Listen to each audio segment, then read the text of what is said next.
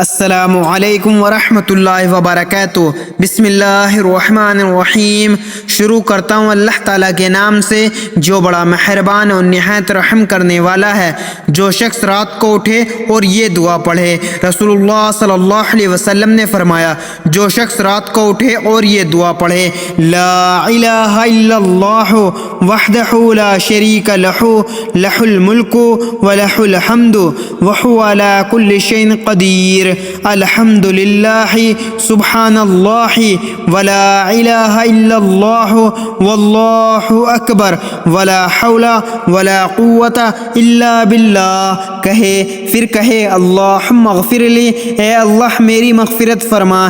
یہ دعا کرے تو اس کی دعا قبول کی جاتی ہے، اگر اس نے وضو کیا تو اس کی نماز قبول کی جاتی ہے۔ اللہ تعالی ہم سب کی جب رات میں آنکھ کھلے اس دعا کو پڑھنے کی ہدایت عطا فرما، آمین۔ جو مسلمان بھائی اور بہن دیکھ کر پڑھ نہیں سکتے وہ سبھی لوگ میرے ساتھ دہرائیں، میں آپ کو کچھ دفعہ دہرا کر دکھاؤں گا۔ کلمات یہ ہیں، لا الہ الا اللہ وحدہ لا شریک لہ لہ الملک ولہ الحمد وہو علی کل شیء قدیر، الحمد للہ سبحان اللہ ولا الہ الا اللہ واللہ اکبر ولا حول ولا قوت الا باللہ۔ کلمات نمبر 1، لا الہ الا اللہ وحدہ لا شریک لہ لہ الملک ولہ الحمد وہو علی کل شیء قدیر، الحمد للہ سبحان اللہ ولا الہ الا اللہ